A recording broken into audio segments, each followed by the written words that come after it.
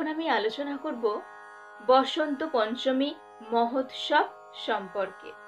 বসন্ত পঞ্চমী মহোৎসব আসলে কি, কিভাবে পালন করা হয় বসন্ত পঞ্চমী মহোৎসব, সেই দিন কি করণীয়। বসন্ত পঞ্চমী বলতে আমরা সবাই সরস্বতী পূজা জানি, যে বসন্ত পঞ্চমীতে সরস্বতী পূজা হয়। মাঘ মাসের শুক্লপক্ষের পঞ্চমী তিথি বাগদেবীর আরাধনা করা হয় এই তিথিতে। তাছাড়া আর কি হয় এই বসন্ত পঞ্চমীতে? এই বসন্ত পঞ্চমী মহোৎসব কবে থেকে শুরু হয় সেই সম্পর্কে আমরা সেভাবে কেউ জানি না, যে কবে থেকে শুরু হয়েছে বসন্ত পঞ্চমী মহোৎসব। তো সেই সম্পর্কেই আমি কিছুটা বলার চেষ্টা করছি। এই বসন্ত পঞ্চমী মহোৎসব শুধুই কলিযুগ থেকেই যে শুরু হয়েছে তা নয়, দাপর যুগ থেকে বসন্ত পঞ্চমী মহোৎসবের প্রথা আছে। ভগবান শ্রীকৃষ্ণের গুরুদেব সান্দীপনী মুনির মা পৌর্ণমাসী দেবী, তিনি সর্বতত্ত্বে অভিজ্ঞা, ভগবদ ভাবনাময়ী, তিনি ভগবানের শুদ্ধ ভক্ত। তিনি ব্রজমণ্ডলে সকলের বয়োজ্যেষ্ঠা, তিনি সকলের শ্রদ্ধেয়া। পৌর্ণমাসী দেবী নারদ মুনির শিষ্যা তিনি এতই শুদ্ধ ভক্ত যে তাকে দর্শন করলে সকলের মন এমনি থেকেই আনন্দিত হয়ে যায়।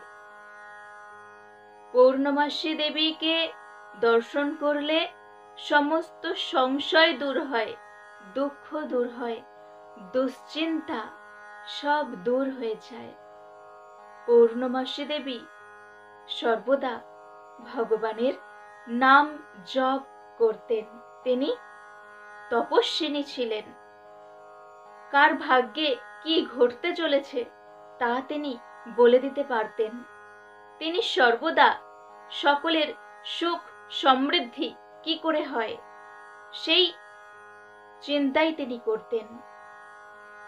সমাজের সুখ সমৃদ্ধি কিভাবে হয়, সকলের মঙ্গল কিভাবে হয়, কল্যাণ কিভাবে হয়, ভগবানের কাছে সর্বদা সেই কামনাই সর্বদা তিনি করতেন। তাই বলে এই নয় যে তিনি সকলের ভাগ্যে কি ঘটতে চলেছে তা তিনি বলে দিতে পারতেন আর বিনিময়ে তিনি অর্থ নিতেন, তা নয়।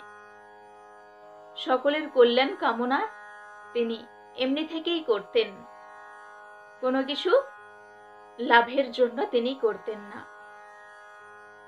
তিনি এতই শুদ্ধ ভক্ত ছিলেন। তো তিনি একদিন ভাবছেন যে শীতকালে তো সকলে এমনিতেই মন মরা হয়ে যায়, সকলের মন সংকুচিত হয়ে যায় শীতকালে, প্রচন্ড শীতে। তো তিনি ভাবছেন যে গাছের পাতাও তো সব ঝরে যায় শীতকালে, আর সকলের মনও দমে যায়। তো এখানে ব্রজমণ্ডলে ভগবান তিনি স্বয়ং উপস্থিত, নন্দ মহারাজের পুত্র রূপে ভগবান যেখানে আছেন, আবার গোপিনীরাও আছেন এখানে।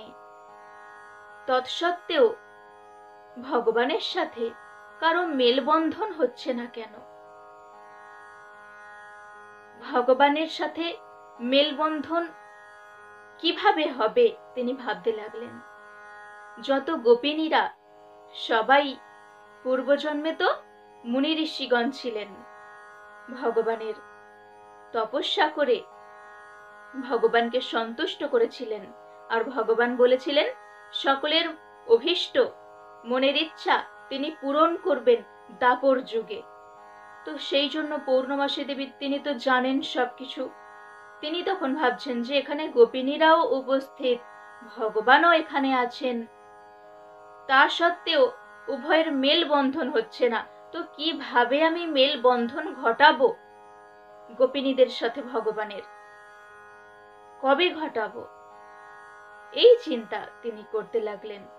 তখন তিনি ভাবলেন যে মাঘ মাসের শুক্লপক্ষের পঞ্চমী তিথিতে, শুভ তিথি ওই দিন, মাঘ মাসের শুক্লপক্ষের পঞ্চমী তিথি, যা বসন্ত পঞ্চমী নামে অভিহিত, সেদিন থেকেই বসন্তের নব সূচনা হয়। তো ওই দিন আমি ভগবানের সাথে, ভগবান শ্রীকৃষ্ণের সাথে সকল গোপিনীদের মেলবন্ধন ঘটাবো। এই চিন্তা করে তিনি ব্রজমণ্ডলে, ব্রজবৃন্দাবনে তিনি সকলের গৃহে গৃহে গিয়ে প্রচার করতে লাগলেন। কি প্রচার করছেন? যে গৃহের যত রমণী আছে সকলে সুখী হতে পারবে, সুমতি সম্পন্ন হতে পারবে, সৌভাগ্যের অধিকারী হতে পারবে যদি মাঘ মাসের শুক্লপক্ষের বসন্ত পঞ্চমীতে বসন্ত বট নামক স্থানে গিয়ে বসন্তরাজের পূজার্চনা করে। তাহলে আর পৌর্ণমাসী দেবীর কথা তো সবাই এমনিতেই মেনে চলেন, পৌর্ণমাসী দেবীকে সবাই এমনিতেই খুব সম্মান শ্রদ্ধা করেন, সবাই রাজি হয়ে গেলেন। তাহলে কি করতে হবে? মাঘ মাসের শুক্লপক্ষের পঞ্চমী তিথিতে স্নান করে শুচি শুদ্ধ হয়ে নতুন বস্ত্র পরিধান করতে হবে। নতুন বস্ত্র পরিধান করে পূজার্ঘ্য হাতে নিয়ে বসন্ত বট নামক স্থানে গিয়ে বসন্তরাজের পূজার্চনা করতে হবে। তাহলে সবাই সুখী হতে পারবে, সুমতি সম্পন্ন হতে পারবে, সৌভাগ্যের অধিকারী হতে পারবে। পৌর্ণমাসী দেবীর কথা মতো সকল গোপিনীরা সেই দিনে মাঘ মাসের শুক্লপক্ষের পঞ্চমী তিথিতে স্নান করে শুচি শুদ্ধ হয়ে নব বস্ত্র সবাই পরিধান করলেন। পূজার্ঘ্য ধূপ দীপ সবকিছু, পুষ্পমাল্য সবকিছু সাজিয়ে নিয়ে, নৈবেদ্য সবকিছু সাজিয়ে নিয়ে বসন্ত বট নামক স্থানের দিকে এগিয়ে চললেন। নিজেরাও খুব সুন্দর সেজে সেই স্থানের দিকে এগিয়ে চললেন। চারিদিকে বসন্তের কোকিল কুহু কুহু করে ডাকতে শুরু করলো, ময়ূরেরা পেখম তুলে নাচতে লাগলো, ময়ূরেরা ডাকতে শুরু করলো, আর মৃদুমন্দ দক্ষিণা হাওয়া বইতে লাগলো। বসন্তকালে মৃদুমন্দ দক্ষিণা হাওয়া বইতে শুরু করে, দক্ষিণা হাওয়া বইতে শুরু করলো। আর গাছের তো শীতকালে গাছের তো পাতা সব ঝরে যায়, তো সেই সময় পাতা নতুন পল্লব গজাতে শুরু করলো, আর ফুল চারিদিকে পুষ্প প্রস্ফুটিত হতে লাগলো। আর সেই পুষ্পের মধু পান করার জন্য ভ্রমর, মৌমাছি সবাই গুঞ্জন করতে লাগলো।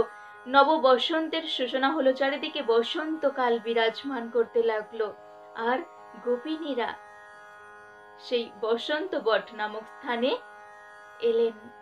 এসে দেখছেন যে বসন্তরাজ নন্দ মহারাজের পুত্র শ্রীকৃষ্ণ সেখানে বসন্ত বট নামক স্থানে বটবৃক্ষের তলায় তিনি দণ্ডায়মান হয়ে বাঁশি বাজাচ্ছেন। সেই মধুর বাঁশির ধ্বনি শুনে সবাই এমনিতেই বিমোহিত হয়ে গেলেন। সমস্ত গোপিনীরা এমনিতেই বিমোহিত হয়ে গেলেন ভগবানের সৌন্দর্য দর্শন করে। এমনিতেই সকলে আনন্দে বিভোর হয়ে গেলেন। তারপর সবাই দীপ জ্বালিয়ে, সুগন্ধি ধূপ জ্বালিয়ে, সুগন্ধ পুষ্প দিয়ে ভগবানকে সাজিয়ে, ভগবানের গলায় পুষ্পের মালা পরিয়ে দিয়ে, ভগবানকে বাসন্তী রঙের আবিরে রাঙিয়ে দিয়েছিলেন। গোপিনীরা সবাই বাসন্তী রঙের আবিরে রাঙিয়ে দিয়েছিলেন। ভগবান তো এমনিতেই হলুদ পীত বস্ত্র পরিধান করেন, আর সেদিন গোপিনীরা বাসন্তী রঙের আবিরে রাঙিয়ে দিয়েছিলেন। ভগবানের পূজা অর্চনা করে নৈবেদ্য নিবেদন করেছিলেন। এইভাবে সেই বসন্ত পঞ্চমী মহোৎসব উদযাপিত হয়েছিল। তারপর ভগবানের সাথে ভগবানের বাঁশির আওয়াজ শুনে সবাই নৃত্য করেছিলেন, আনন্দে আহ্লাদিত হয়ে গিয়েছিলেন। এইভাবে বসন্ত পঞ্চমী মহোৎসব সেদিন থেকে শুরু হয়েছিল। তো আজও সেই উপলক্ষেই ভগবান শ্রীকৃষ্ণের উদ্দেশ্যে বসন্ত পঞ্চমী মহোৎসব পালন করা হয়ে থাকে। ভগবানকে বাসন্তী রঙের আবিরে রাঙিয়ে দেওয়া হয়, ভগবানকে খুব সুন্দর করে সাজানো হয়, শ্রী বিগ্রহকে খুব সুন্দরভাবে সাজিয়ে পূজা অর্চনা করা হয়। আর এই দিন সরস্বতী দেবীর আরাধনাও হয়। আর এই দিন অতি পবিত্র তিথি শ্রীমতী বিষ্ণুপ্রিয়া দেবীর আবির্ভাব তিথি। তো এই দিন গোপিনীরা যেহেতু বাসন্তী রঙে ভগবানকে রাঙিয়ে দিয়েছিলেন, তো সেই জন্য এই মাঘ মাসের শুক্লপক্ষের পঞ্চমী তিথিতে সবাই বাসন্তী রঙের শাড়ি পরিধান করে থাকে। আবার সেদিন সবকিছু হলুদ খাওয়া হয়। সেই জন্য এই সরস্বতী পূজার দিন খিচুড়ি সবাই খায়, প্রতিটা বাড়িতে বাড়িতে খিচুড়ি ভোগ হয়। তো এইভাবে বসন্ত পঞ্চমী মহোৎসব দাপর যুগ থেকে শুরু হয়েছিল। সবাই এই বসন্ত পঞ্চমী মহোৎসব খুব ভালোভাবে উদযাপন করুন, ভালোভাবে পালন করুন, ভগবান শ্রীকৃষ্ণের আরাধনা করুন, আর দেবী সরস্বতীর আরাধনা করুন। সরস্বতী দেবীর কাছে প্রার্থনা করুন যেন সকলের কৃষ্ণ ভক্তি লাভ হয়।